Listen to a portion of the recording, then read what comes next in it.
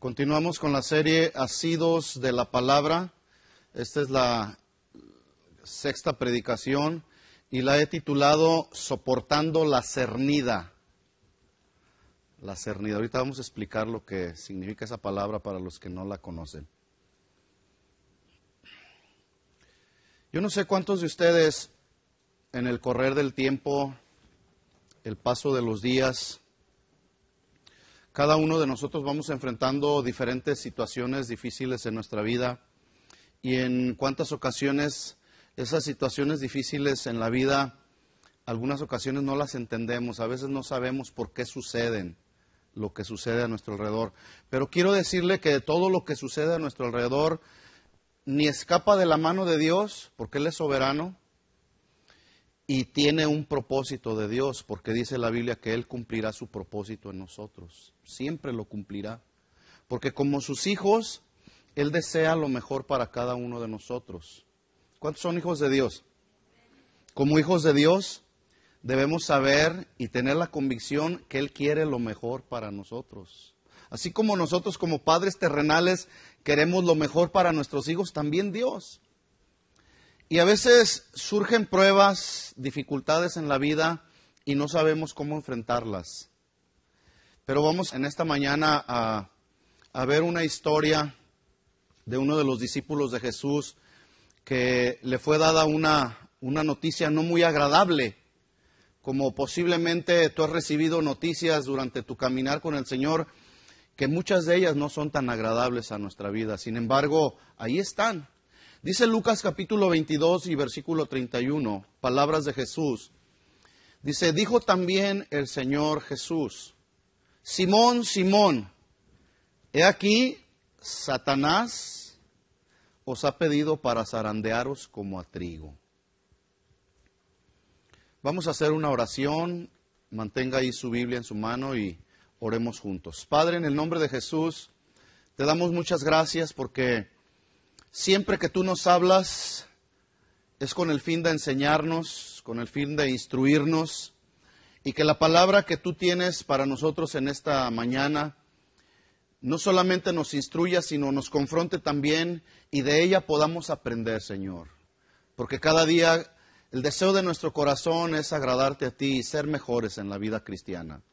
No estamos aquí para ser solamente oidores de tu palabra, sino hacedores de ella.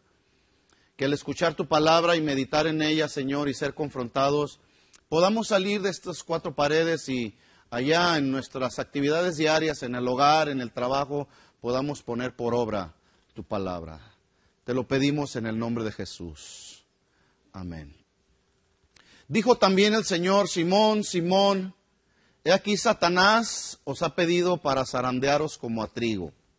Hemos estado aprendiendo cómo en las diferentes situaciones de la vida cristiana debemos permanecer asidos, agarrados, aferrados de la palabra, de la sana doctrina. Y así como el mensaje de Jesús a muchos les pareció ilógico e irracional, así como vivir y practicar la vida de fe, también para muchos les pareció un asunto ilógico e irracional, déjeme decirle que también el soportar y superar el sacrificio o el sufrimiento, mejor dicho, por causa de nuestro compromiso con Cristo, para muchos también es un asunto ilógico e irracional. La gente piensa que la vida cristiana es pura felicidad, alegría, prosperidad, y que como Dios es un Dios tan bueno que nunca vamos a sufrir. Pero la Biblia está llena de ejemplos de personajes que Dios usó de manera importante, de manera fuerte, pero que también sufrieron. Ellos soportaron el sufrimiento por causa de su compromiso con Cristo. Y basta solamente con analizar Hebreos 11. Por la fe, dice, por la fe, Abraham, siendo ya viejo, recibió fuerza para concebir también su esposa Sara. Por la fe taparon bocas de leones, se hicieron fuertes en las batallas. Por la fe hubo sufrimiento, pero a muchos el sufrimiento por causa del compromiso cristiano les es un asunto ilógico e irracional. Yo estoy convencido que ahora mismo alrededor del mundo hay muchos creyentes que están angustiados. muchos que están desesperados, y estoy hablando de creyentes que están desesperados. Muchos han perdido la esperanza, algunos otros han desertado del camino y han apostatado de la fe debido a que no han entendido el verdadero significado del mensaje de Jesús. Les ha parecido ilógico e irracional. No han sabido lo que significa también lo que aprendimos la semana pasada, la verdadera naturaleza de la fe. No están nacidos, aferrados de la palabra de vida, de la sana doctrina, y como consecuencia están viviendo un cristianismo muy ligero, sin un buen fundamento, que cuando se presenta la prueba, la lucha, la tribulación, no saben qué hacer y cómo enfrentarla. Una prueba, una lucha, tampoco saben cómo reaccionar. Algunos se quejan, algunos lloran, algunos patalean, algunos reniegan contra Dios. No saben qué hacer cuando viene la prueba o la situación difícil a su vida. La palabra de moda y de la que más se habla hoy en día y que es la causante de un sinnúmero de necesidades y conflictos en la familia, en la sociedad, en las naciones del mundo, está compuesta por solamente 6 letras. ¿Quién me puede decir cuál palabra es? 6 letras nomás. Crisis, exactamente. Crisis. La palabra crisis se define como cambios bruscos, repentinos, inesperados en el curso de la vida de una persona, de una familia, de una sociedad y de una nación. Bruscos, repentinos, cambios bruscos y repentinos, ¿sí?, que vienen a la vida de una persona. Analicemos diferentes panoramas en relación a la crisis. Por ejemplo, el día de hoy en este país, bueno, en el mundo entero hay una crisis económica. No hay dinero. Nadie vende, nadie compra, hay crisis económica, hay crisis política. Los políticos del mundo no se ponen de acuerdo. Emiten leyes que muchas de esas leyes son injustas. No hay sanidad, no hay justicia en las naciones. Hay crisis en la política, hay crisis de enfermedad. No funciona adecuadamente el cuerpo y el cuerpo entra en una crisis por diferentes razones. Hay crisis en los negocios, no hay dinero. No hay ventas, no hay trabajo, hay crisis en los negocios. Los que tienen negocios, muchos de ellos o están cerrando o muchos de ellos están pasando por situaciones difíciles. Hay una crisis en el asunto de los negocios, hay crisis en el matrimonio. No hay amor, no hay comunicación, no hay una buena relación. Como consecuencia tenemos crisis matrimonial. Hay crisis con los hijos. Hay una mala influencia del mundo ejercida sobre los hijos. Hay una mala influencia en la escuela ejercida sobre los hijos. Hay una mala influencia de los amigos ejercida sobre nuestros hijos. Hay una mala influencia de la página MySpace. Y hay una crisis en la familia con los hijos. Hay crisis en la iglesia. Hay falsos maestros. Y como hay falsos maestros, hay enseñanza torcida, desviada, manipulación. Hay crisis en la iglesia, hay crisis en los ministerios, hay competencia, hay envidias, motivaciones equivocadas, desacuerdos, hay crisis en el ministerio. ¿Cuántos están de acuerdo que estamos en una crisis? Hay una crisis en todas las áreas que usted quiera analizar y ver. El asunto que usted y yo necesitamos comprender, que es lo más importante, no son las crisis, sino ¿cómo reaccionamos usted y yo ante las crisis que enfrentamos todos los días en nuestra propia vida? ¿Cómo reaccionamos? Albert Einstein, un físico matemático inconverso alemán, nacionalizado estadounidense, quien fue probablemente uno de los científicos más conocidos en el siglo XX, este hombre habló algo de la crisis. Pero me llama mucho la atención el mensaje que él lanzó en relación a la crisis, siendo un hombre inconverso, siendo un científico, siendo un intelectual. Este hombre dio el siguiente mensaje hablando acerca de la crisis al pueblo alemán después de la Segunda Guerra Mundial, cuando todo era ruinas, cuando los países del mundo estaban en una crisis justamente. Él dijo lo siguiente, hablando de la crisis. Dice, no pretendamos que las cosas cambien si siempre hacemos lo mismo. Yo quiero que analice muy bien estas palabras de este científico, de este intelectual. No pretendamos que las cosas cambien si siempre haces lo mismo. La crisis es la mejor bendición y la mejor oportunidad que puede sucederle a personas y países, porque la crisis trae progreso. La crisis trae progreso. La creatividad nace de la angustia como el día nace de la noche oscura. Es en la crisis que nacen las capacidades de inventiva, de creatividad. Los descubrimientos y las grandes estrategias nacen justamente en tiempos y en etapas de crisis. Quien supera la crisis se supera a sí mismo sin quedar superado. Solamente el que no se quiere superar, ese se queda ahí estancado. Quien atribuye a la crisis sus fracasos y penas o sufrimientos, violenta su propio talento y tiene más respeto por los problemas que por las soluciones. Hay mucha gente así el día de hoy que le tienen tanto miedo a los problemas que en lugar de enfrentar los problemas le sacan la vuelta y no buscan soluciones. Y vuelvo a repetir, en las diferentes áreas que nos rodean, en la familia, en el trabajo, en la escuela, en la sociedad, con los hijos, a donde quiera. No enfrentamos a veces los problemas y no buscamos las soluciones. Sigue diciendo Albert Einstein, la verdadera crisis es la crisis de la incompetencia. Qué bueno que hay competencia, la sana competencia, ¿sí? El problema de las personas y los países es la flojera y la falta de visión para encontrar las salidas y soluciones. Dijo él, sin crisis no hay desafíos. Sin desafíos, la vida es una rutina. ¿Cuántos tienen desafíos? Qué bueno que tengamos desafíos por delante, porque sin desafíos, dijo él, la vida se vuelve una rutina, una lenta agonía. Sin crisis no hay méritos. Sigue diciendo, es en la crisis donde surge lo mejor de cada uno, porque sin crisis todo viento es como una suave caricia. Hablar de crisis es promoverla y callar en la crisis es exaltar el conformismo. En vez de quejarnos de la crisis, dijo él, trabajemos duro, aunque no, a algunos no les gusta trabajar.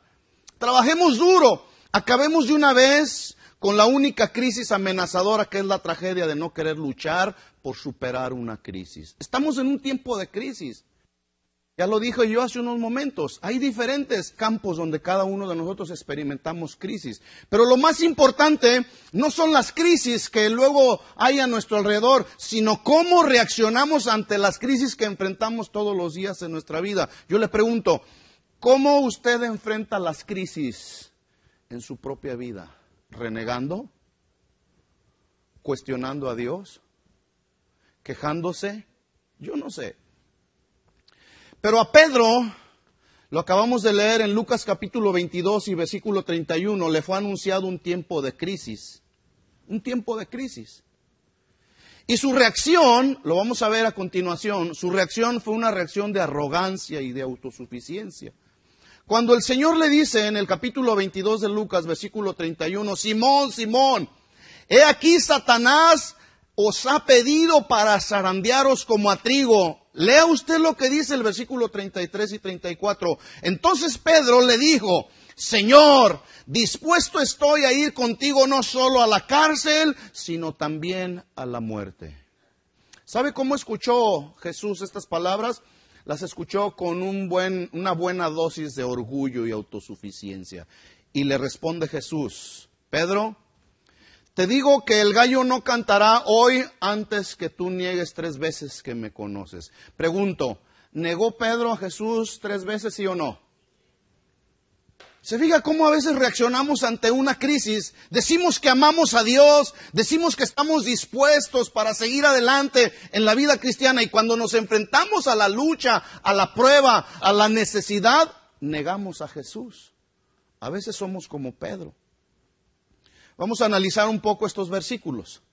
En el pasaje anterior, de los versículos 24 al 27, Jesús está enseñando acerca de la verdadera grandeza del servicio. La verdadera grandeza del servicio. Mientras ellos estaban peleando por tener el primer lugar y ser ¿quién sería el mayor en el reino? Este mismo pasaje en el Evangelio de Marcos, si lo busca ahí en Marcos capítulo 10, por favor. Marcos capítulo 10. Versículo 41.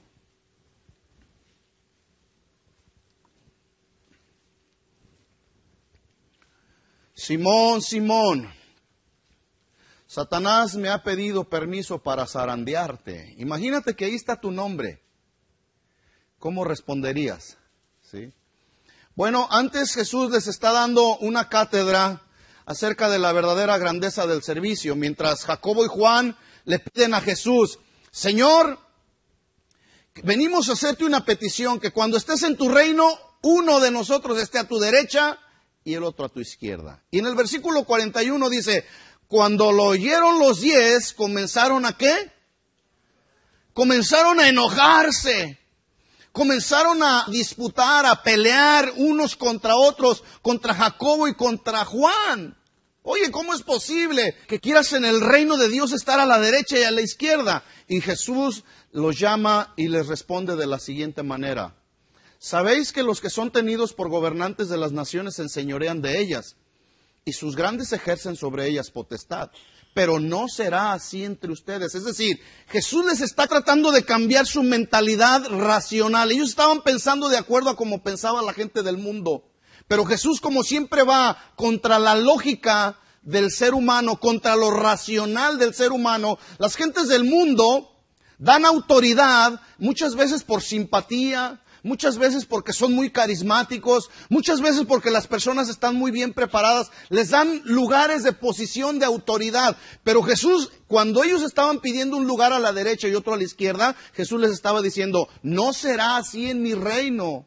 Les dice, no será así entre vosotros, sino escucha lo que dice a continuación, versículo 43, sino que el que quiera hacerse grande entre vosotros, ¿será qué? Será vuestro servidor. ¿Cuántos quieren ser grande en el reino? Muchos quieren ser grandes en el reino. Muchos quieren el reconocimiento. Hay quienes quieren una posición en el ministerio, pero no quieren servir. Versículo 44. Y el que de ustedes quiera ser el primero, será siervo de todos. Porque versículo 45 dice, el Hijo del Hombre no vino para ser servido, sino para servir y para dar su vida en rescate por muchos. Es decir,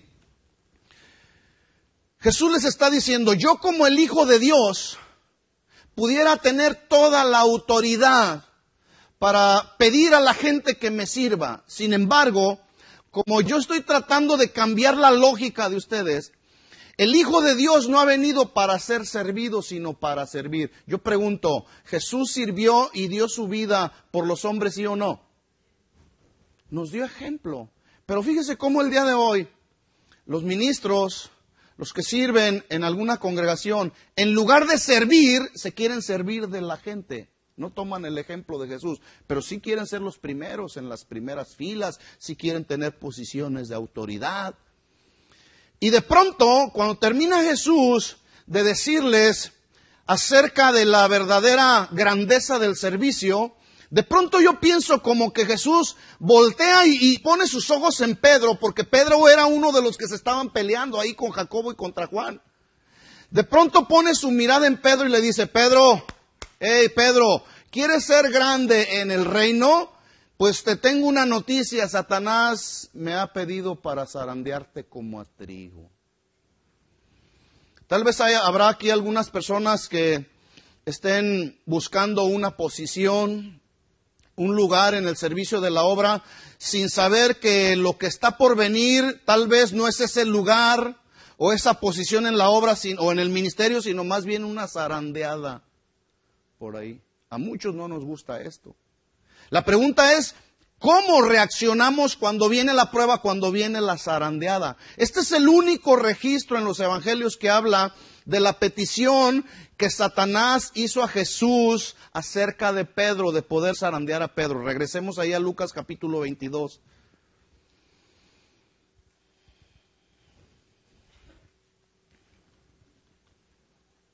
Usted no va a encontrar otro registro acerca de esta petición de Satanás que le hizo Jesús acerca de zarandear a Pedro. Y Jesús se la concedió, le concedió la petición. La pregunta es, ¿por qué Jesús es malo? No, es que Jesús quería tratar con el orgullo de Pedro. ¿Sí? Jesús quería tratar con el orgullo de Pedro. Y así como Jesús quería tratar con el orgullo de Pedro, Él quiere tratar con asuntos que tenemos en nuestra vida.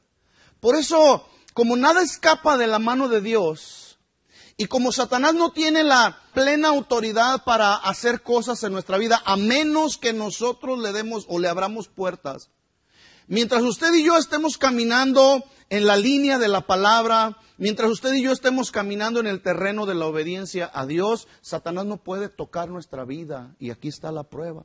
Satanás no podía tocar la vida de Pedro si Jesús no le daba permiso. Entonces, otra versión de este mismo versículo dice: Simón, Simón, Satanás ha pedido y ha conseguido de mí la autorización para zarandearte como a trigo. La palabra zarandear aquí significa cernir o significa sacudir con violencia. En los tiempos de Jesús, los agricultores llenaban una caja grande, ¿sí? Usaban unas palas para llenar esas cajas grandes, les llamaban cernidores, justamente eran unas cajas grandes donde vaciaban el trigo o el grano y encima había una malla, ¿sí? Que al momento en que la volteaban la malla y empezaban a sacudir el trigo o el grano, empezaban a sacudirlo con fuerza y normalmente eran 2 personas las que estaban una de cada lado sacudiendo con fuerza para que toda la basura, todo lo que no servía, fuera saliendo y quedara solamente en el cernidor el puro trigo. Cuando Jesús le está diciendo a Pedro: Pedro, Satanás me ha pedido y ha conseguido de mí la autorización para zarandearte, le estaba diciendo, me está pidiendo permiso para cernirte, para quitar de ti toda la basura y toda la suciedad que haya en tu propia vida, para que seas sacudido y que seas separado violentamente y que de ti quede solamente el grano, quede solamente lo mejor, que todo lo que no sirve, todo lo que estorba, sea quitado de tu vida. Eso es, en otras palabras, lo que Jesús estaba diciéndole a Pedro. Muchos de nosotros no nos gusta ser zarandeados por el Señor, aún a pesar de que sabemos que hay cosas dentro de nosotros que nos están estorbando. Pero tarde o temprano, quiero decirte que vendrán cambios bruscos, repentinos, inesperados en el curso de nuestra vida.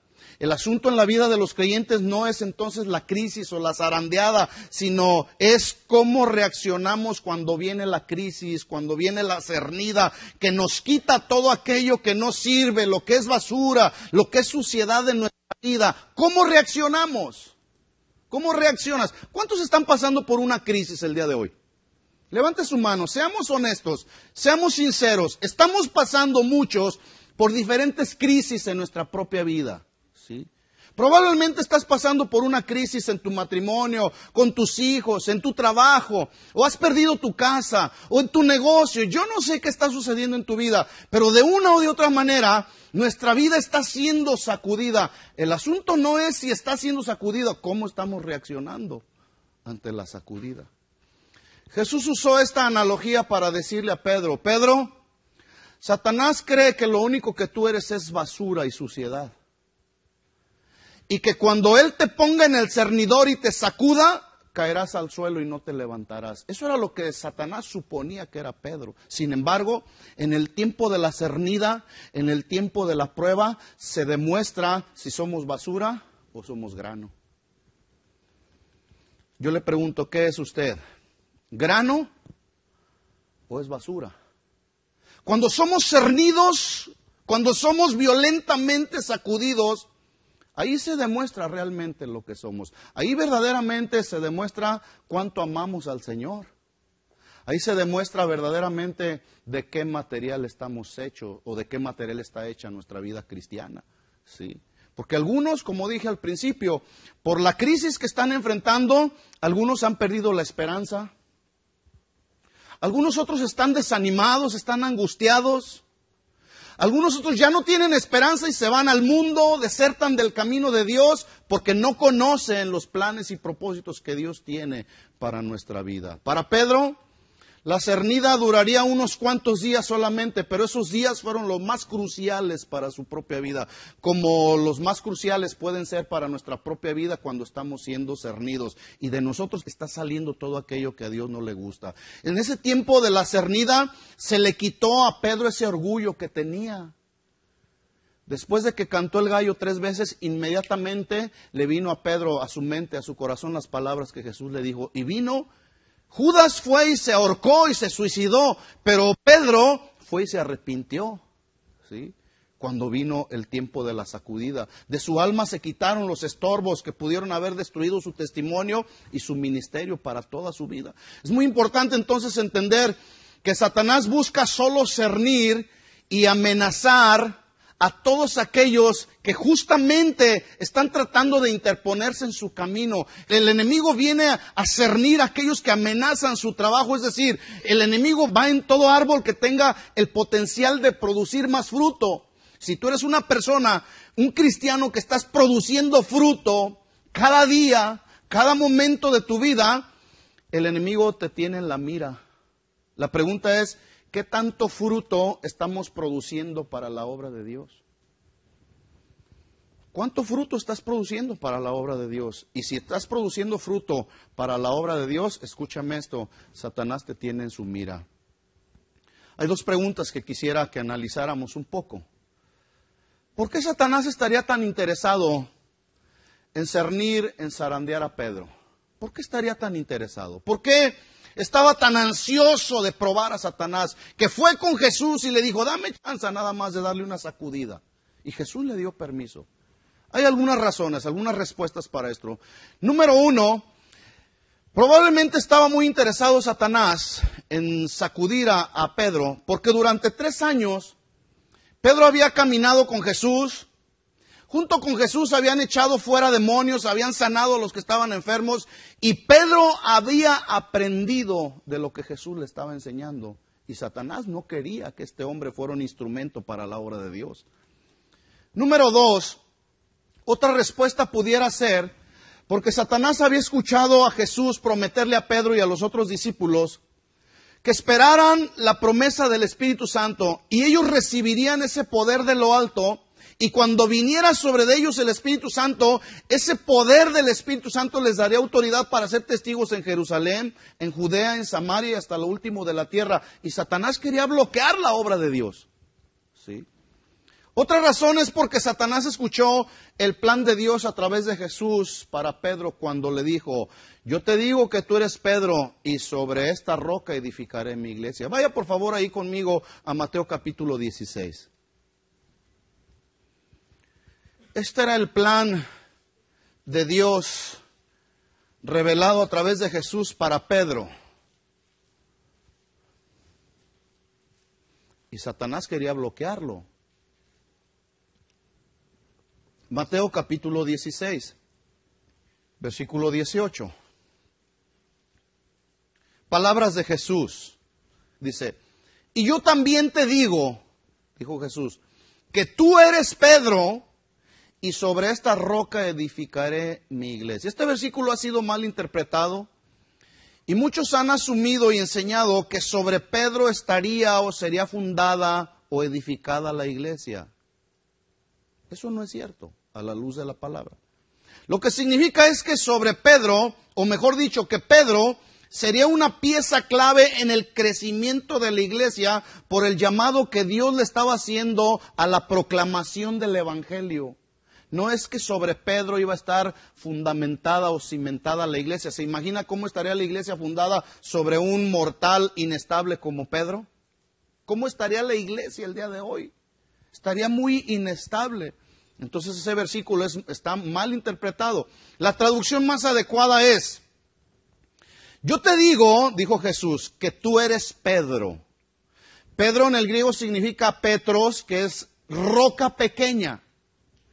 Tú eres una roca pequeña, y dice Jesús, y sobre esta roca, Jesús, hablando de Jesús, y hablando Petra, que es la palabra griega, que significa una plataforma rocosa, fuerte e inamovible, que se refiere a Jesús justamente, dice él, y tú eres Pedro, una roca pequeña, y sobre esta roca, que soy una roca, una plataforma rocosa, fuerte, inamovible, refiriéndose a Jesús, dice, sobre esta roca edificaré mi iglesia. Por eso la iglesia hasta el día de hoy ha permanecido, porque está edificada sobre la roca que es Cristo. ¿Sí? también se ha traducido mal este versículo entonces. Dice, y las puertas del Hades no prevalecerán contra ella. Y a ti, versículo 19, este era el plan de Dios para Pedro. Por eso Satanás quería detener la obra de Dios en la vida de Pedro. Dice, a ti te daré las llaves del reino de los cielos. Y todo lo que atares en la tierra será atado en los cielos, y todo lo que desatares en la tierra será desatado en los cielos. Otro versículo mal interpretado. No significa que los cristianos tenemos la autoridad para atar o desatar al diablo, aunque algunos se la pasan atándolo al diablo todos los domingos. ¿Sí? Yo pregunto, ¿usted tiene autoridad para atar al diablo? ¿Alguno de aquí tiene autoridad para atar al diablo? Ese versículo no se refiere, aunque algunos han asumido que el Señor nos ha dado autoridad para atar o desatar al diablo, o para perdonar o imponer pecados o juicios de condenación. Los juicios de condenación es una facultad o una autoridad que solamente Dios tiene, ningún ser humano, para condenación. Entonces, este versículo significa, a ti te daré las llaves del reino, significa que a todo aquel que por causa de la proclamación del Evangelio crea en la obra redentora de Jesús, confiese a Jesús como su Señor y Salvador, se arrepienta de todos sus pecados y nazca de nuevo, repito, como consecuencia de la predicación del Evangelio, le serán perdonados sus pecados y no seguirán más atados al yugo de esclavitud del pecado. A eso se refiere Jesús cuando le estaba diciendo a Pedro, a ti te doy las llaves del reino de los cielos. Proclama la palabra, enseña la palabra que libera, la palabra que sana. Cuando la gente cree en la obra redentora de Jesús, confiesa a Jesús como su Señor y Salvador, se arrepiente de sus pecados, nace de nuevo, en ese momento los yugos del pecado que ataban a la persona son liberados en el nombre de Jesús. Nomás piensa cuando tú y yo anteriormente estábamos atados al yugo del pecado. Quizá lo que voy a decir le suene a algunos ilógico o irracional si es que tú estás pasando por alguna prueba o por el cernidor, ¿sí? Tal vez estás siendo violentamente sacudido, pero cuando viene la sacudida, escúchame esto, no debemos de quejarnos, al contrario. A lo mejor tú dirás, pues es que no estás en mis zapatos. Pues no, yo estoy en mis propios zapatos, yo tengo mis propias situaciones difíciles que estoy enfrentando, pero déjame decirte que es mucho mejor tener un entendimiento de que usted y yo como hijos de Dios tenemos una reputación en el infierno. ¿Se entendió esto? Usted y yo tenemos una etiqueta enfrente del reino de las tinieblas y Satanás a lo mejor puede decir, con este no puedo, porque este es un cristiano bien consagrado al Señor. Con aquel tampoco puedo, ¿sí? Tenemos una reputación en el infierno, que el hecho de ser usted y yo una amenaza para el infierno nos dé fuerza para seguir soportando las pruebas, la cernida cuando ésta viene a nuestra vida. ¿Sí? Satanás nunca hubiera pedido permiso a Dios para meternos al cernidor, a no ser por el hecho de que hemos cruzado la línea de obediencia y te encuentras en el terreno justamente de la obediencia y de la dependencia total a Dios. Es decir, en la vida hay dos terrenos separados por una línea. La línea de obediencia, es decir, el terreno de la obediencia y el terreno de la desobediencia, y está separado por una línea. ¿En cuál de los dos lugares te encuentras? ¿En el terreno de la obediencia o en el de la desobediencia? Algunos quieren estar en los dos caminos. Están en el mundo y están con el Señor. No se puede. O eres frío o eres caliente. A los tibios el Señor los vomita. ¿Sí? Estamos en el terreno de lo bueno, estamos en el terreno de lo malo. Necesitamos hacer una decisión en nuestra propia vida. Si tú estás caminando y estás establecido en el terreno de la obediencia a Dios, estás establecido en el terreno que nos rige la palabra de Dios, entonces estás en la mira de Satanás. Satanás buscará siempre sacudirnos violentamente, porque somos una amenaza para el reino de las tinieblas, ¿sí? Hay dos caminos solamente, el cielo o el infierno. ¿A dónde queremos ir? A cada uno de nosotros se nos dio una libre voluntad, lo que la Biblia enseña como el libre albedrío, pero cada uno decide dónde estar. ¿Estás obedeciendo a Dios o estás obedeciendo al mundo? ¿Estás en lo bueno o estás en lo malo? ¿Te quieres ir al cielo o te quieres ir al infierno? ¿Qué otra razón o qué otra motivación tendría Satanás para hacer todos sus esfuerzos para molestarnos o atacarnos? A los que ya tiene atados, a los que ya tiene agarrados, a esos ni siquiera los molesta. ¿Sabes a quién va a molestar? A los que están tratando de que su reino continúe adelante. Y viene Satanás a infundir miedo, temor, desesperación, inseguridad, sacudiendo todo lo que tienes. Y está sacudiendo nuestra vida justamente para que salga de nosotros lo que no sirve. ¿Por qué? Porque hemos cruzado la línea de la obediencia y estamos establecidos en el terreno de la obediencia. Cuando estás en el terreno de la obediencia, escucha esto, al instante se encienden las alarmas del infierno y empiezan ahí. Y en ese mismo momento te conviertes en una amenaza y en un arma mortal para el reino de las tinieblas. Pero escucha esta verdad, ahí están las alarmas sonando, ¿sí? Las alarmas del infierno, porque aquí hay hombres, mujeres que están dispuestos a obedecer siempre al Señor. Te conviertes en el blanco perfecto de Satanás. Te conviertes en el blanco perfecto de todos sus principados y potestades demoníacas. Ellos te tienen en la mira, porque eres una amenaza para el reino de las tinieblas. Tal vez te encuentras en el cernidor porque tu vida juega un rol muy importante en este tiempo, justamente. Dentro de todo lo que es la iglesia del Señor, lo que es el ministerio de esta congregación, juegas un rol muy importante en estos últimos días, en que cada vez nos acercamos más al fin de los tiempos. Pero Satanás está enojado porque le está llegando su hora.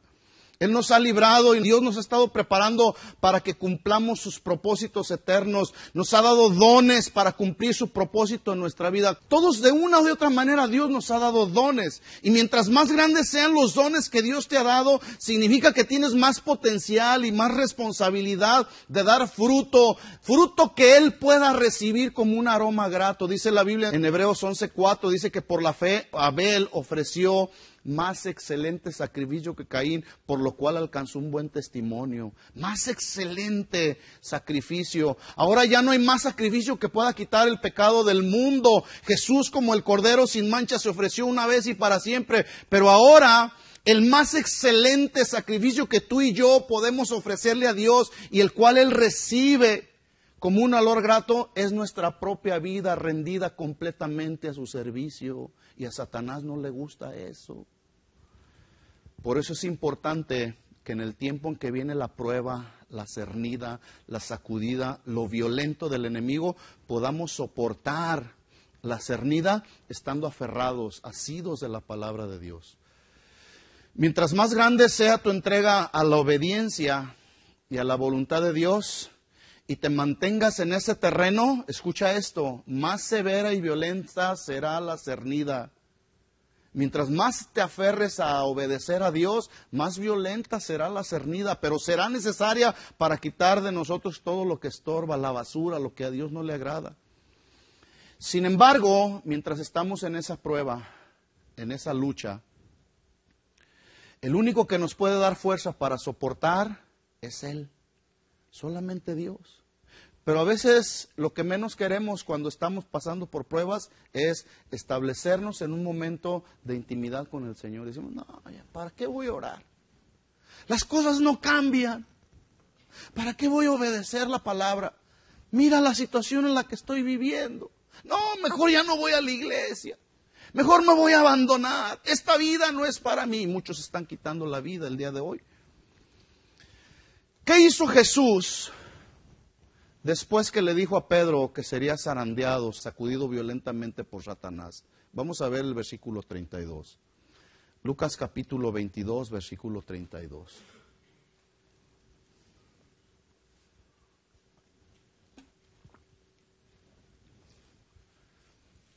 ¿Cómo reaccionarías si viniera Jesús y te dijera, te tengo una noticia?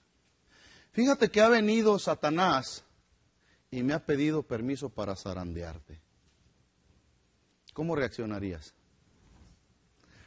Y vino Satanás y zarandeó sacudió fuertemente a Pedro, violentamente.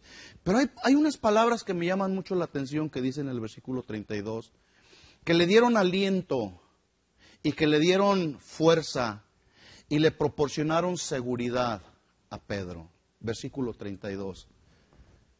Simón, Simón, Satanás me ha pedido permiso para zarandearte, pero yo he rogado por ti, ¿qué? Que tu fe no falte. Que mientras estás en medio de la prueba, tu fe se fortalezca. Déjame decirte que tú y yo no estamos solos. Él no cambia como cambiamos los seres humanos. Hace un momento cantábamos, Él no desfallece. Él no cambia. Él es el mismo ayer y hoy. Es el alfa, es la omega, el que es, el que era y el que ha de venir. Él no cambia. Él es omnipotente. Él es el todopoderoso. Y como Él es el todopoderoso, yo esto lo he experimentado una y muchas veces en mi propia vida. Cuando he pasado por necesidad, solamente lo único que tengo que hacer es esperar. Señor, nada más dame la fuerza. La lucha está fuerte. La situación está difícil. Si hay momentos de sufrimiento, hay momentos de lágrimas. Pero hay momentos en los que el Señor, de manera personal, nos infunde aliento y nos dice, no tengas temor, yo he rogado por ti, como le dijo a Pedro, que tu fe no falte. Y aquí la palabra que tu fe no falte significa que tu fe no se acabe, que siga adelante, que siga siendo fortalecido. ¿Por qué? Porque el Señor estaba rogando por él. Déjame decirte que en medio de las pruebas, en medio de las situaciones difíciles, así venga el enemigo a querernos sacudir, así vengan las pruebas y las luchas y las necesidades a nuestra vida, déjame decirte que Jesús sigue ahí a la diestra del Padre intercediendo por nosotros. Ahí sigue Jesús. ¿Cuántos están pasando por pruebas y luchas en este tiempo? Yo estoy pasando por pruebas y luchas y necesidades, conflictos, por una crisis, cosas inesperadas, a veces malas decisiones que tomamos. ¿Sí? A veces no somos bien administrados con lo que Dios pone en nuestra mano y entramos en una crisis económica. Pero en medio de esa crisis, Dios quiere sacar lo mejor de nosotros, porque las crisis son oportunidades para que tú y yo podamos sacar lo mejor de nosotros, sabiendo y entendiendo que Él está a nuestro lado, ¿sí? Como estuvo al lado de Pedro, y le dijo a Pedro, yo he rogado por ti que tu fe no falte. Estaba asegurando a Pedro que no estaría solo y que al final de la prueba Pedro tendría la victoria final, si no, no le hubiera dicho lo que sigue a continuación. Y tú, Pedro, una vez vuelto, es decir, una vez que termine la lucha, una vez que hayas sido sacudido violentamente, que hayas entrado en el cernidor y que hayas salido de esa prueba, una vez vuelto, dice, confirma a tus hermanos. Y aquí la palabra confirmar significa, ve y establece y afirma en la fe a aquellos que están pasando por pruebas y necesidades. Déjeme decirle que esa es la misma actitud, el mismo comportamiento que usted y yo necesitamos ver. Cuando alguien está débil en la fe, usted y yo necesitamos acercarnos con él y confirmarlo y decirle, adelante, sigue adelante. No solamente con una palabra de ánimo, con una palabra que le infunda seguridad en la palabra de Dios, sino a veces Dios usa nuestras finanzas también para ayudar a la gente que está pasando por necesidad.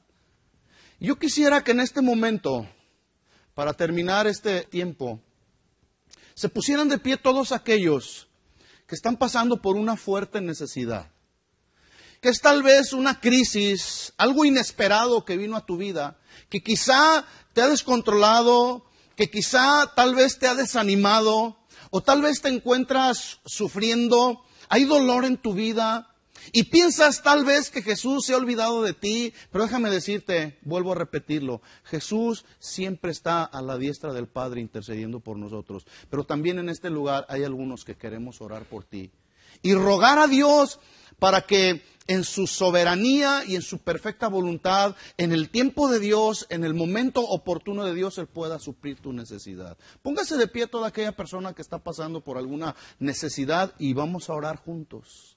Vamos a orar juntos. Pónganse de pie. No le dé temor, no le dé pena. Estamos aquí para ayudarnos unos a otros, ¿sí? La Biblia dice que oremos unos por otros, que sobrellevemos las cargas los unos de los otros. Y eso es lo que vamos a hacer en este momento justamente. Pedro no estaba solo, Jesús estaba con él. Y Jesús rogó que Pedro fuera fortalecido y que su fe no desfalleciera. Y queremos orar que tu fe no desfallezca, que tu corazón tome ánimo y podamos juntos seguir adelante. Porque el Señor tiene planes y propósitos para tu vida. El Señor quiere cumplir su propósito en nosotros. Dice la Biblia, ¿quién nos separará del amor de Cristo? ¿Peligro? ¿Hambre? ¿Desnudez? ¿Espada? Nada, nada. Ni lo alto, ni lo bajo, ni toda cosa creada nos podrá separar del amor de Cristo Jesús. Vengan aquí al frente, por favor, los que se pusieron de pie. Pónganse hacia el frente de la congregación, volquense hacia allá, por favor. Sí.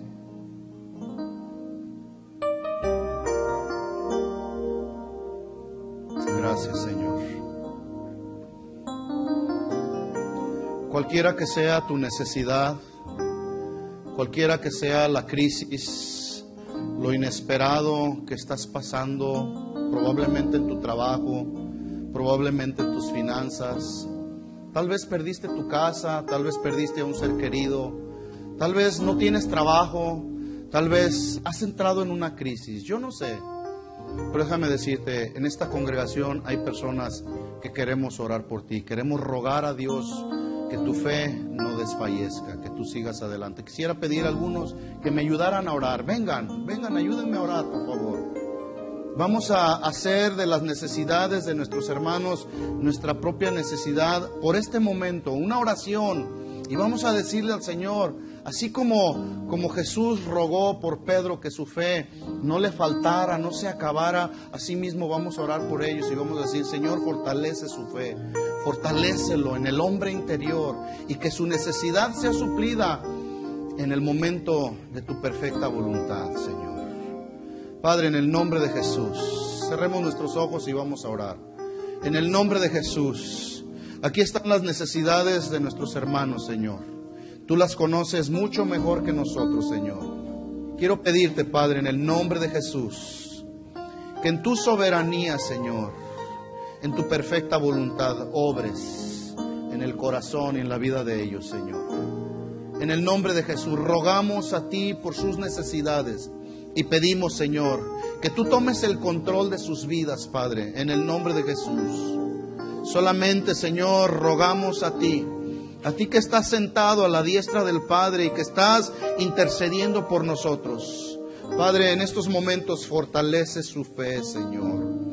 Que su fe no desfallezca. Y una vez que ellos han superado la prueba, la necesidad, Señor, ellos puedan ir con otros, Señor, ir con otros y afirmarlos, confirmarlos en la fe, en el nombre de Jesús.